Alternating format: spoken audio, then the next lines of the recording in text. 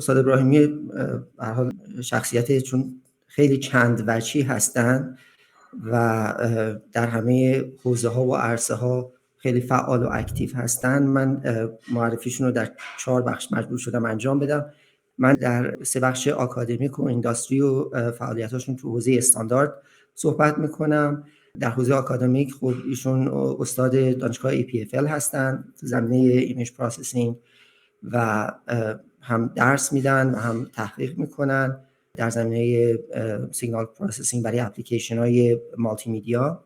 ایشون مسئول آزمایشگاه و گروه مالتی میدیا سیگنال پروسسینگ توی EPFL هستن. نشریات، کتابا و مقالات خیلی خیلی متعددی دارن. علاقه حالا تحقیقاتیشون هم تو حوزه فشرده سازی هست و میدیا سکیوریتی و کیفیت محتوای چند رسانه‌ای و در حقیقت پردازش تصویر و ویدیو مبتنی بر هوش مصنوعی. از سوابق مربوط به صنعتشون بخوایم بگیم، در ECMA فعال هستند که یک مؤسسه بین‌المللی هست. سال 2020 به عنوان مشاور و در حقیقت ارزیاب و متخصص برای یوروپیان کامیشن کار میکنن که اونم باز یه نهاد دیگه است که در اروپا است و همینطور برای آژانس‌های دولتی که کارشون تخصیص بودجه هست در حقیقت مشاوره میدن. ایشون به ونچر کپیتال‌های مختلف توی کشور سوئیس کمک میکنن برای حالا آدیت هایی که دارن، چه از نظر علمی چه از نظر فنی.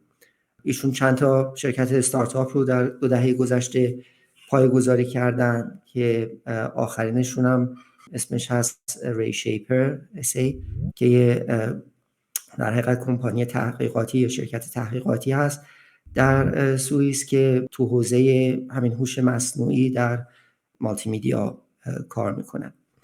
در حوزه استاندارد هم که حالا دلیل حضورشون در اینجا هست، ایشون یکی از با سابقه ترین افراد توی SC29 هستن الان و خب سابقه خیلی قدیمیشون که دیگه کاری نداریم. گفتم اگه بخوایم همشون لیست بکنیم خیلی طول میکشه. از 2014 به این طرف مسئول و کانوینر ورکینگ گروپ 1 SC29 هستن که همون JPEG آشنا هستیم. ایشون هد آف دلیگیشن کشور سوئیس هستن، هم توی JTC1 هم در SC29 و ایشون نمایندگی میکنن EPFL رو توی ITU، مؤسسه ITU. از ویژگی‌های دیگه‌شون هم بخوایم بگیم که پتنت های متعدد دارن و ایشون هم فلو ممبر هم IEEE هستن هم SPIE و جوایزی هم بردن، من جمله همین IEEE ستار اینوویتور اوارد رو توی مالتی میدیا که گفتم این شاید یه دوباره معرفی بود چون فکر کنم بیشتر اعضای ما با استاد آشنایی دارن. با این مقدمه استاد ابراهیم ما در خدمت شما هستیم. خیلی متشکرم از اینکه تشریف آوردین. Thank you, Kuyar. Do you hear me? Yes, very well. Okay, perfect. Let me share my screen and then I'm going to just say a few words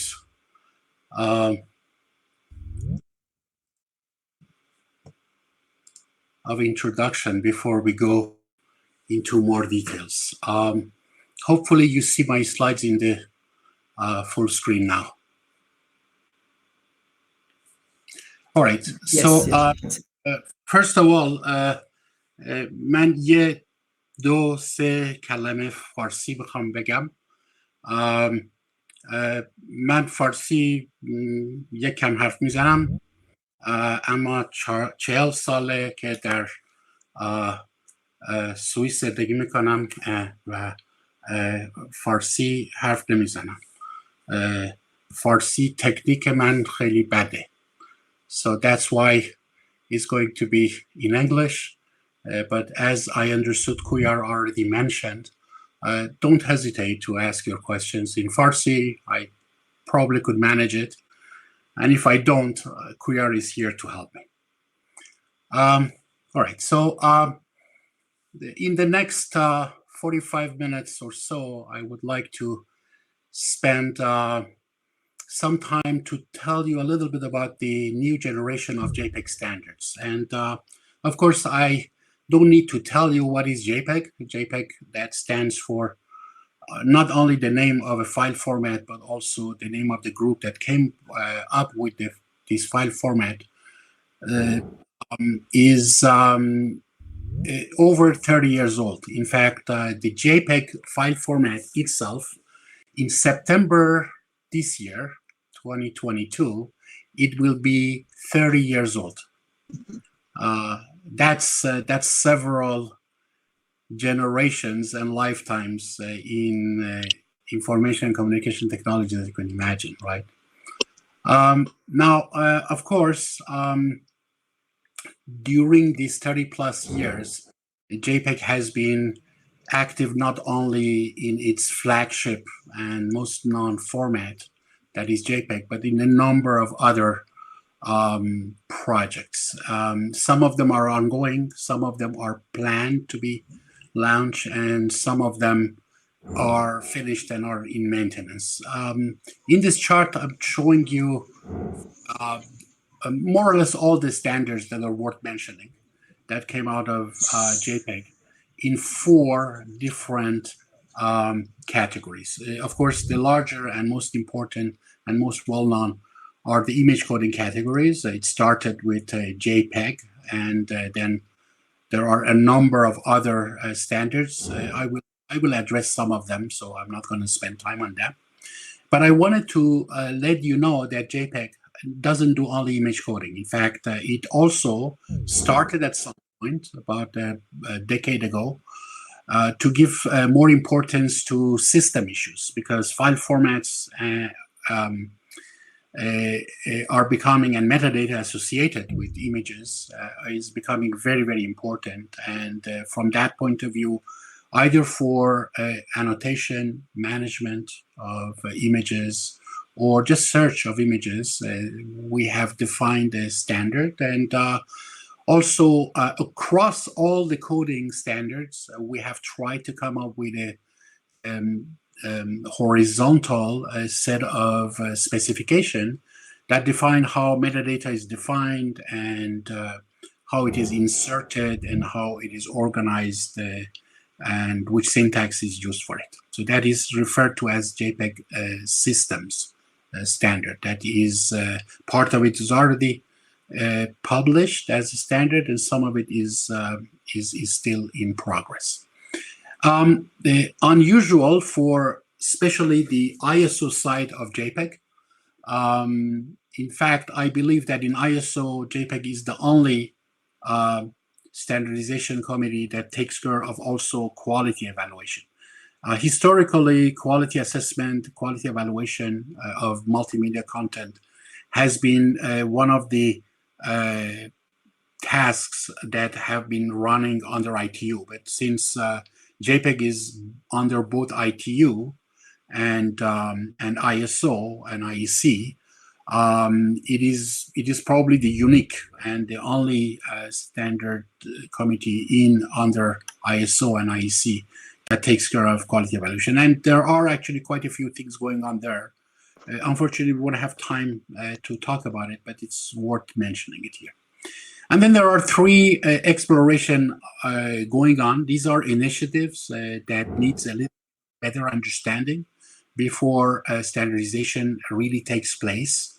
I want to just mention them very, very briefly. One of them is called JPEG Fake Media. Fake is not necessarily in a negative sense. It could be also in positive, like special effects in movies. But we are actually getting to a point where it's becoming extremely difficult to see in terms of audiovisual information what is real and what is synthesized. And especially AI has been recently playing a very, very important role in that. And JPEG is actually trying to understand how it can help, especially for the visual information side of it, especially in form of images. And everything indicates that probably there will be a call for a proposal that will be issued in April, so in spring time. And there is actually this call already in a draft version. There are a couple of others that are worth mentioning. One is NFT. So I don't know about Iran, but all over the world that I know, NFT is becoming really very, very, very big. This stands for non-fungible tokens. Some people even call it the next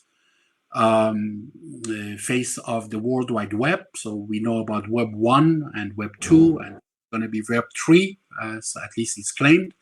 And of course, many of NFTs are in form of images and the type of information that that JPEG represent. In fact, the most expensive NFT ever sold for $69 million was a JPEG image. So probably JPEG has something to say there also, and therefore there is also an initiative around that. And last but not least is JPEG DNA. So JPEG DNA is not about how to compress DNA or genome as WG8 in SC29 under MPEG does it. It's about using DNA as a medium to store information. Well, somehow the nature found that there is a very good way to store information or genetic code of not only humans but any living organism, or at least almost any living organism is stored in form of DNA. These are quaternary nucleotides. They are referred to as A, C, G, and T. And a lot of people have started in the last decade to look at actually synthesizing DNA that contains information, just any type of information, PDF files, images, video, audio, etc., and even extracting them. But this requires, if you want to do it in the right way, that the information is represented not in a binary way, but in a quaternary way. That's very exciting from academic and scientific point of view, all the way to technical point of view. And there are very, very exciting problems that happen there. It's a little bit like going and revisiting the digitization of information, but this time not as a binary representation, but as a quaternary representation.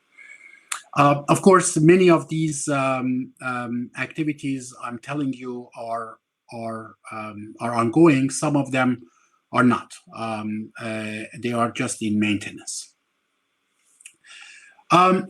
Now, going back to really image coding, I guess you all agree that with the advent of standardizing the JPEG file format, the world of imaging and especially photography really was revolutionized, right? So everything before that was mainly chemical in photography and electronic in imaging in general, and there was a need for a commonly used format in order to be able to create an ecosystem. By ecosystem, I mean all the stakeholders, not only at the creation, but at the consumption and anything in between, or anybody that is even interacting directly or indirectly with the workflow of imaging. And this resulted actually now in JPEG format, the JPEG-1, to be really tremendously used. In fact, so much that you could even nowadays see people sometimes using JPEG as synonymous of images or pictures. Now, recently, of course, this number has been so high that it's worth paying attention to that. In 2019, so just before the pandemic kicks in, the number of images that were created was estimated to be at the level of 1.42 trillion images taken per year. If you count the number of people who are on this planet, that makes a huge amount of pictures per year per per human, right? So there are 8 billion people, more or less, on this planet. Here we are talking about 142 billion images per year. So divide 142 by 8, that gives you more than 2 images per person per day. Yeah, and it's just amazing. The number, of course, dipped a little bit, but still remained about 1 trillion during the pandemic in 2020. It is not yet exactly recovered because 2021 was still, for its large part, if not all of it, still affected by the pandemic. But in 2022, since situation is changing, there are predictions that the numbers again start increasing, and this increase probably will continue at a significant speed in the upcoming years. So the JPEG-1 is very solid ecosystem despite its age, which is over 30 years old. But of course, since JPEG, which was for the first time released as a standard in September 1992, there have been a lot of other standard for imaging that have been released by JPEG, and I already mentioned it. I just want to put some numbers for it. If you look, actually, I would say during the first 2 decades of the existence of JPEG, every standard came almost every decade. So in the last decade of the 20th century, we had JPEG. In the first decade of 21st century, we had JPEG 2000, and more or less in the second decade, right? Take 1 year off. We had a JPEG-XR. But then after that, things accelerated. In fact, to the point that in the last 3 years, we have had almost every year a new standard. Now, people don't go and just standardize. This takes a lot of effort, a lot of energy. The reason is because there is really a need for standards, and a lot of places in the world, they give a lot of importance to standardization, and they want to influence it. I'm talking about countries like United States. I'm talking about countries like China and many countries in European Union, because influencing standards basically has a direct influence also on the economy and the production and the competitiveness of these countries. That's why you see really so much importance given to standardization. Now, from technical point of view, if you look, I already mentioned JPEG 2000 and JPEG-XR. The strategy and the architecture for coding of images actually follow the same format. If you look at this chart, on the top you see the block diagram. It starts from the left with the pre-processing. It goes through a transform, then quantization, coefficient reordering, and some sort of entropy coding, and then you create the code stream by somehow mixing the entropy coding, sometimes in form of packets, sometimes other ways.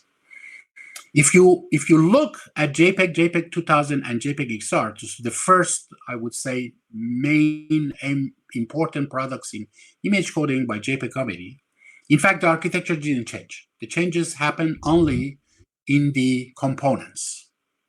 For example, and this example actually is true for every of the components, when it comes to transform, JPEG is using 8x8 DCT, JPEG 2000 is using a wavelet transform, and JPEG-XR is using a lapped white orthogonal transform. And you can actually see this type of choices in every of the components. Every time the standard was released, better and the best state-of-the-art tool for each of these components were standardized, but in fact the architecture didn't change, and it's been the same all over. Now, what happened is that JPEG, because of various reasons I don't want to enter to, was not really handling the high dynamic range images very well. So one of the first thing that happened was, the ecosystem is so strong that you cannot unseat it by creating new formats that have to replace in a non-compatible way the old one. So why not join a very strong ecosystem that is the JPEG one, and this created JPEG-XT. JPEG-XT is a backward compatible standard. It's a backward compatible in the sense that legacy decoders can still decode JPEG XT images, but of course the result won't be, for example, high dynamic range. It will be just standard dynamic range, which is what a regular JPEG-1 decoder is expecting. Now, the architecture there had to be, as you could imagine, a little bit done in a way that legacy JPEG decoders can skip over information they don't understand or they cannot process. And that mechanism was already available in JPEG-1 when it was designed through application markers. In fact, when those who designed JPEG-1, they just provisioned that some companies probably want to add some information, and this information is maybe even not decipherable or understandable by just any JPEG decoder. So they actually made a provision so that you can signal that some bits can be just skipped over. So the same approach was used in JPEG-XT in the sense that JPEG-XT is basically a JPEG file plus some things that you need to add to this JPEG file in order to make it, for example, high dynamic range. So the codec actually is a layered coding. So on the top here, you see the low dynamic range branch, which is just the JPEG-1. It's a little bit simplified version of what I showed you before. And then on the bottom side, you see the enhancement layer, you could call it, that if you receive information will help you to create the high dynamic range by relying on the low dynamic range. Any decoder, any legacy decoder will use the one on the top and will be able to decode it. Some decoders, the ones that are compliant with JPEG-XT, they can also decode what is on the bottom, and they get better images. Now, the reason I'm bringing this to you is that this is how JPEG started little by little thinking about alternative architectures for coding than its first generation of standards. You could call these second generation standards. In parallel, something interesting happened also. Around 2014, the JPEG committee had this observation that the world of compression, and especially image and video compression, even audio to some extent, is playing a game that is increase the complexity and get better compression ratios. The problem is that increasing complexity doesn't come for free, right? You need more resources. While having too much resources is not always good. So around 2014, JPEG started to have a parallel path by saying, what about becoming a little bit more resource aware and find ways that the complexity becomes actually a very important requirement, even sometimes above some others. And JPEG-XS was created because of that. So XS actually doesn't stand for extra small, as you see sometimes on clothes. It stands for extra speed, which has in it, that for the same resources, JPEG-XS will run faster. Now, the priorities under JPEG-XS are a little bit different. The first priority is actually that the quality should be completely transparent. Impossible to make the difference between an uncompressed content and a compressed, uncompressed content. decompress, sorry, content. But then immediately after that, the other priority is complexity. And then latency. A lot of applications, they really require latency, low latency these days. And then compression ratio is of course there too, because you don't code and compress for any other purpose than reducing the size, but the reduction of the size is not the most important and priority here. You have the quality that is the most, complexity and low latency that are second, and then you have compression. Well, get the best you can, but don't sacrifice the first three. And if you look, you see that there are actually a lot of applications around where compression didn't really find a way to, but actually JPEG-XS is now doing that. So these basically are especially in areas like drones that needs to rely on some sort of imaging sensors and or cars that are self-driving or surveillance that requires very, very low latency. And you can imagine here the quality is extremely important. You cannot possibly accept any distortions in these cases because lives will be on matter at stake. And in addition, latency is very important. If you have a car driving 120 kilometers per hour or more, a fraction of a second can be the difference between life and death. So latency becomes very important. But there are others too, right? You can imagine, for example, 5G is known to be a next generation of mobile communication that, of course, as expected, will have a far larger bandwidth, which, by the way, means maybe compression is not as important because you have much larger resources at disposition in terms of bandwidth. But one very important added value of 5G is ultra low latency, right? So there are configuration of 5G networks that talk about 1 millisecond latency end to end. These are, of course, for applications that like self-driving cars, where you could actually send from one car to another and you want the information in form of images or something else, but it has to arrive very, very, very, very quickly in order to do something useful in a very, very short amount of time. So it doesn't make sense, for example, to use, I don't know, H.264 or H.265 or VVC in such a network, right? Because, well, in order to encode a video, regardless the complexity, just inherent design of a video is in such a way that you have to wait for a few frames in order to be able to start coding. Well, waiting a few frames means tens of milliseconds of latency. Then 5G actually can offer you 1 millisecond. So there is no codec designed for this kind of applications. And that's where JPEG-XS kicked in.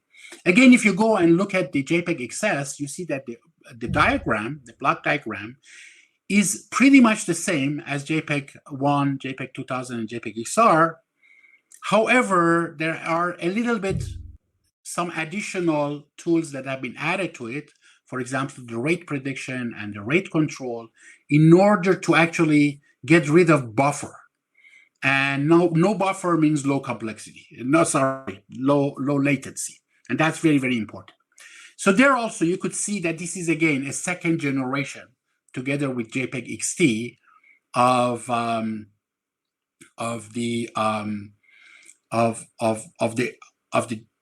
type of architecture that is used in encoding in JPEG. I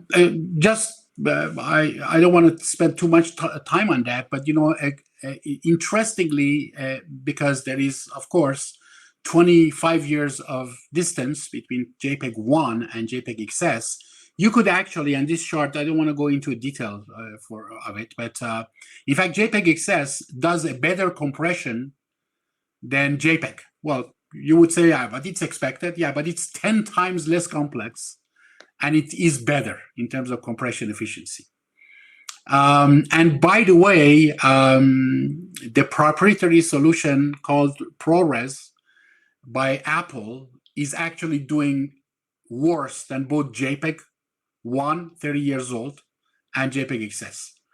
These are type of things that, of course, Apple is not going to tell you, right? But if you can try it yourself, and you will see. Emotion JPEG is better than ProRes. There are also some extension of JPEG-XS. It's worth mentioning because it will be useful for what follows. JPEG-XS has a special tool that allows you to compress the sensor array directly without it being first debired or demosaicked. For two reasons. One is that, you know, we all, or at least I suppose many of you, since you are in this meeting, you are all interested in compression. And, you know, it's actually a little bit nonsense that we have the large majority of sensors around us, visual sensors, they actually have only one matrix, right? In which you have at points, some red and some green and some blue sensors. But the first thing any capture device does is that it's going to debier it or demosaicing it, which means that you multiply the amount of information by 3 on the sensor device often. And then the rest of us, we have to do a lot of efforts to compress it again.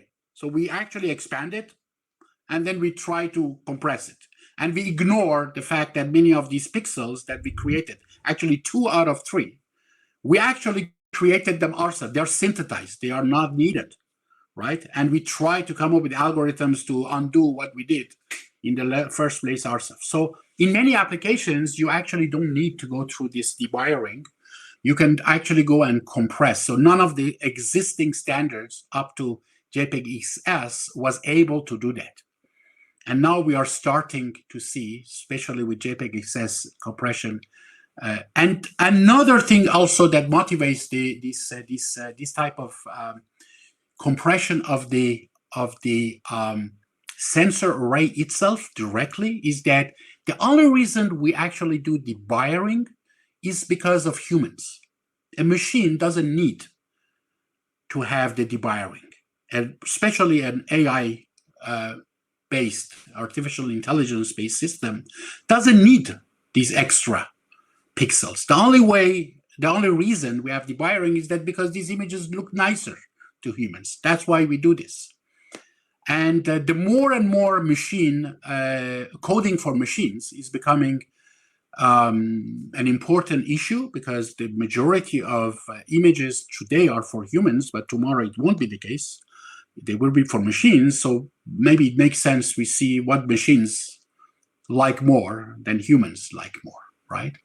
And this was one of the first things that JPEG committee did in JPEG-XS, which is now finished. And JPEG-XS, by the way, is now being deployed in many, many places. So it just finished a couple of years ago to be published, but it's actually has started already to be used, especially in cloud environments, and for professional companies like Amazon are actually using it for cloud editing, and Hollywood is using it in many places.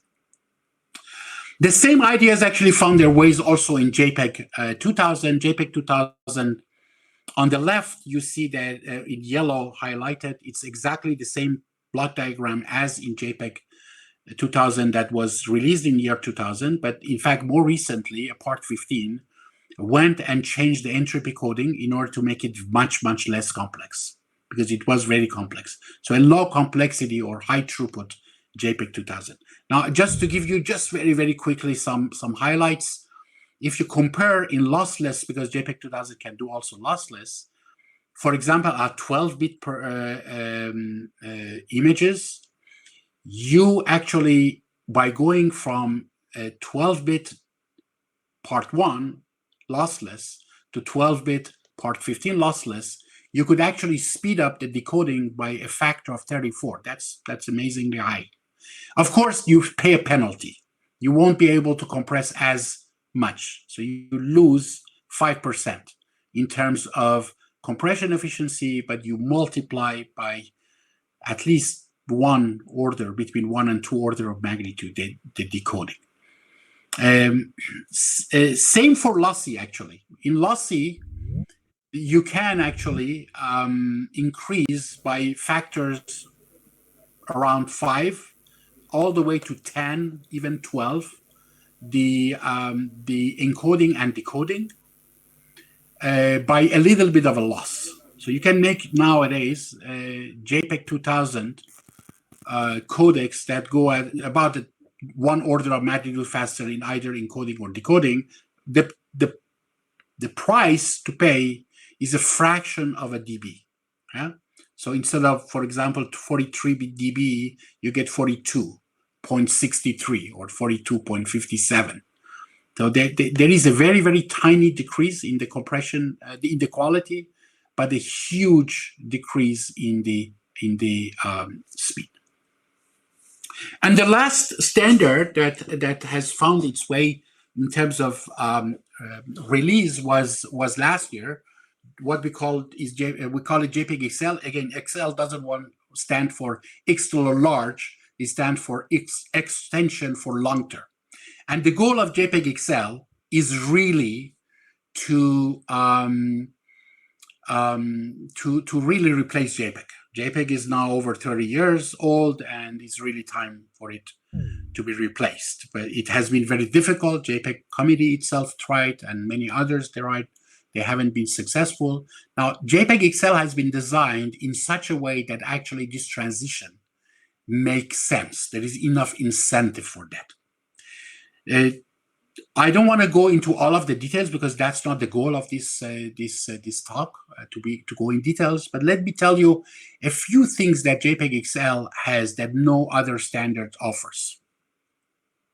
One of them is that because this JPEG-1 ecosystem is so strong, you must have a path of transition from the most legacy systems to most recent systems, which means that JPEG-XL and JPEG-1 should coexist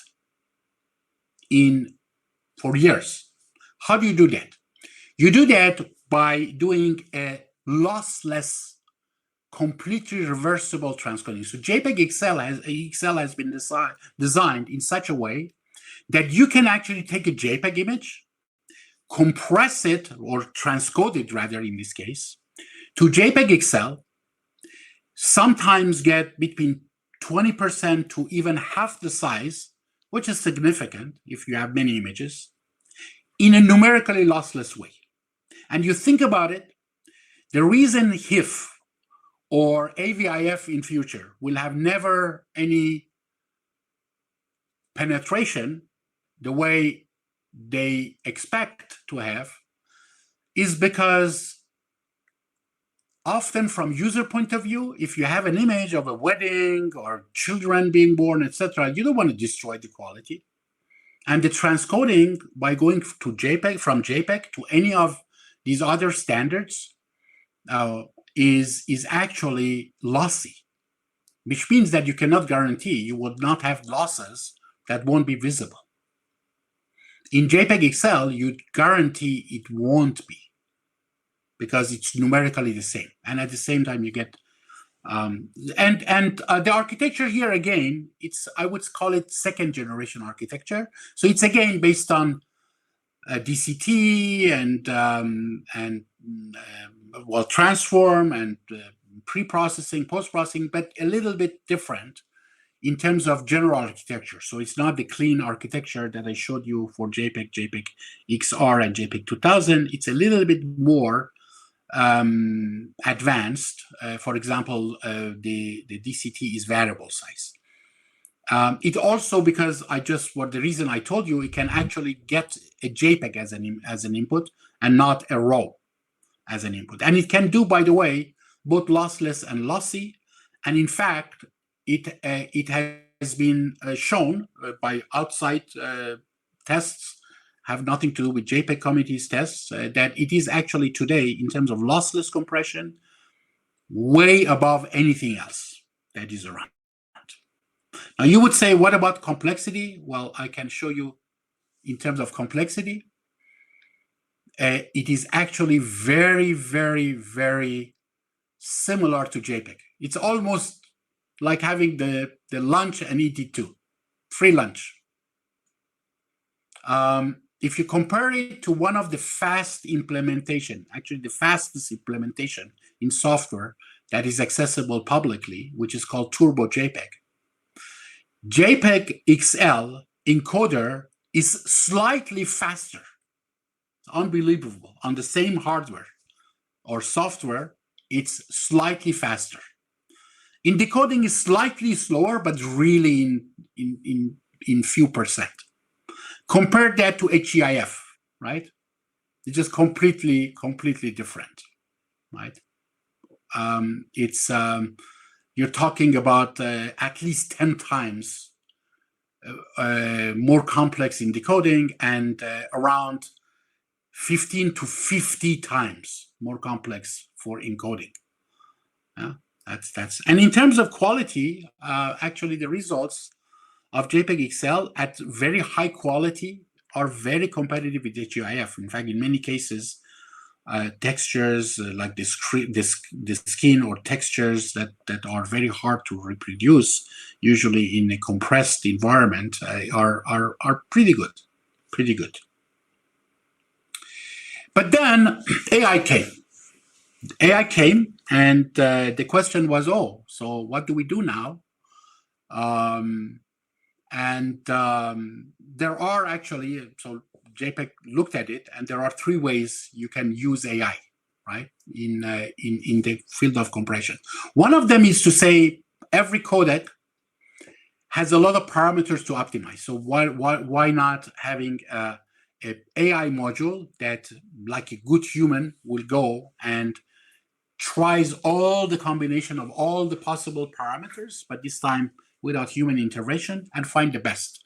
That's one way to do it. You don't need to change any standards. In fact, what you do is that effectively you make longevity of standards even longer. So a lot of existing standards will have maybe 10 years more to live because they even deliver much better results in terms of rate distortion that was possible. Well, of course, this is something that some people do, but JPEG committee is not there to do that because JPEG just does the standard and specification, and then, you know, outside companies, outside universities, outside research centers, they just do these kind of things. So that's not, although it's very interesting path, it's not something that is really meant to be done in a standardization committee. The second way to do that is to say, what about just replacing some of the old architecture, for example, the transform coding or the pre-processing and post-processing, by some AI system? Now, interestingly, JPEG committee decided it doesn't want to go that path. JWET and MPEG are following this path, and there are good reasons to follow this path, but that is not something JPEG committee did. What did JPEG do? JPEG decided to go for a radically different coding architecture.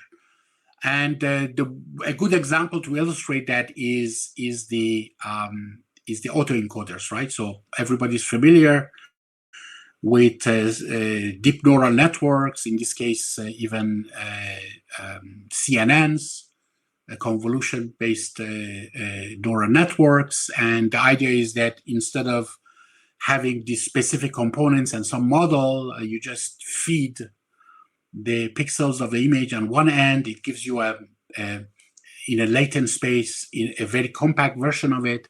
And then you do the opposite, and then you get it back. And if you do these things well, the fidelity between what is on the left and what is on the right through machine learning can become extremely good. And in fact, some people have even been trying to do it in lossless, numerically lossless way. And that's the path that that JPEG is following. And so the first thing JPEG did was to look what has happened. And in fact, this path seems to give very, very good results. Again, I don't want to spend too much time on that, but you can see here just through time since 1992 to 2020, and by looking only the last 3 years, 2017, 18, and 2020, you see that there has been tremendous improvement of learning-based image compression, state-of-the-art in literature, right? So only 4 years ago, 5 years maybe now, the result of compression efficiency, in terms of compression efficiency of learning-based images, was not even comparable to the good old 25 years at that time JPEG. So it was interesting from academic and scientific point of view, but from practical point of view, it was ridiculous. It was giving worse results. But now, actually, results are getting really good. So you can get, since a couple of years, really very, very competitive results, much better than what can be obtained by legacy and let's say model-based coding schemes. Based on this study of the state of the art, JPEG committee started to, in 2019, so 3 years ago actually, a little bit over 3 years ago, to look at AI-based or learning-based image coding solutions. And because this is how JPEG does, it doesn't rely on publications that are outside, it has to check everything itself. It issued a call for evidence. And in fact, a number of codecs were submitted to it. I don't want to go again to the details of it, but in fact, it turned out that many of these responses that were received were doing better than the best of the best. Not only the 30-year-old JPEG, but anything that is around, HEVC, JPEG 2000, everything that is around, you could get actually through learning-based image coding better results, and not only from objective but also subjective quality point of view. And in fact, as I said, many, like here, I know that through this teleconference you won't be able to see it, but even if you could look at it on a very high quality, so this is team 5, team 6, team 7, team 8, so there are quite a few of these ways of using machine learning approaches to do really better than just the best state of the art that thousands of experts have been working on for decades now. Something other interesting also came. JPEG noticed that AI is also used for a lot of other things in imaging, not only compression, actually more in other things than in compression, right? AI is extensively used in enhancement and in computer vision. And we know that, of course, AI is really the tool for machines to understand and comprehend images. But if we start doing coding for machines, then we tend, and there is a danger of having two codecs, right? One codec for humans, one codec for machines. And we will have two ecosystems, and many applications you don't even know, right, whether it is for machines or not. Look at your mobile phone. The front-facing camera looks at your picture, looks at your face, and analyzes your face, does biometrics, and gives you access to your mobile phone. But you can use it also for selfie. The selfie is for humans, not for machines. The biometrics is for machines. You cannot have two codecs for that. And there are many applications like that you can. So the question is there a way we put both the needs for humans and the need for machine under the same umbrella? And this is the bet that JPEG is doing. So let me just illustrate that. A lot of machine learning based on, in this case, again, deep neural network, is used nowadays to increase resolution and even color content. Here, one example. Image on the left, very old, low resolution, not even color. On the right, higher resolution and color. There is nothing that prevents you do that in the latent states that I said. So in the compressed domain, right? So you just have a compressed domain, and you just replace the decoder, instead of decoding just what is looking like the left, by something that will look like the image on the right in the previous slide. And the same is true for a lot of other things. Machine vision, let's say biometrics. I give you the example of biometrics. Who is this person? There are a lot of machine learning-based methods, deep learning-based method. Through learning, they learned how to recognize people. Well, there's no reason to do that on the pixel domain. You can do it also in the latent space of a machine learning compressed. So these kind of things you can imagine can be done a lot. So JPEG-AI defined the scope not only as a better compression scheme, but it's a learning-based image coding that offers in a single stream that is compact the possibility of visualization by humans. So it should look good to humans, but it should also allow efficient image processing and computer vision tasks. And of course, although JPEG community cannot emphasize it, its history has shown that when things are royalty-free, they get adopted faster and they remain longer. And that's why there is this desire, although JPEG community cannot impose it, of royalty-free baseline codecs. And this is more or less the block diagram of what JPEG-AI is. On the left, you have the image. It goes through some transform, which is probably a deep neural network, but it doesn't mean that it needs to be necessarily a deep neural network. If somebody says, oh, a spiking neural network is better, well, it will be a spiking neural network. Or if somebody says a GAN is better, it will be a GAN. But in one way or another, there will be a compressed latent domain. And then this compressed latent domain can be processed in three ways.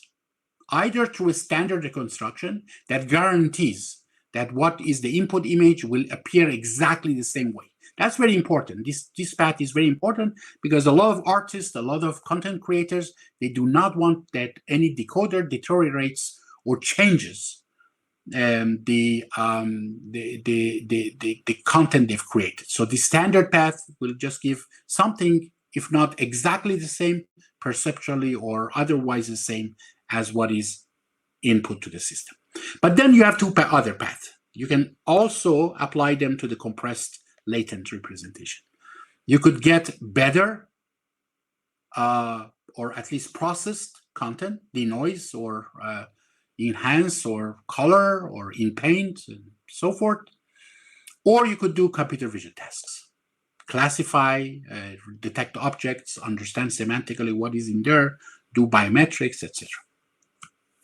So this triple purpose is really how JPEG-AI has been designing itself. And here I just want to flash very quickly what we mean by image processing and what are the type of things that people are now doing in JPEG community regarding image processing and what is the type of things that people are doing through computer vision tasks.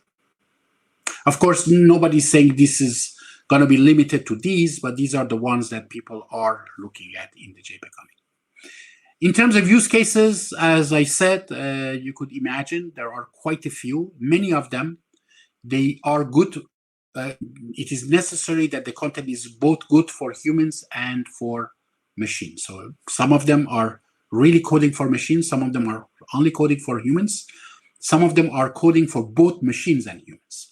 And you don't want to create, several codecs for the same purpose. And there is a hope that the JPEG AI framework, the way it was defined, the architecture was defined, can actually harmonize and put under the same umbrella all these different use cases. Three use cases, of course, you get requirements. Again, for interest of time, I'm not going to go through them. But one thing I want to show you is that in terms of core requirements, effective compressed domain image processing and computer vision is above significant compression efficiency. Although it's very clear that JPEG-AI is going to be better than anything around in terms of existing compression standards for images.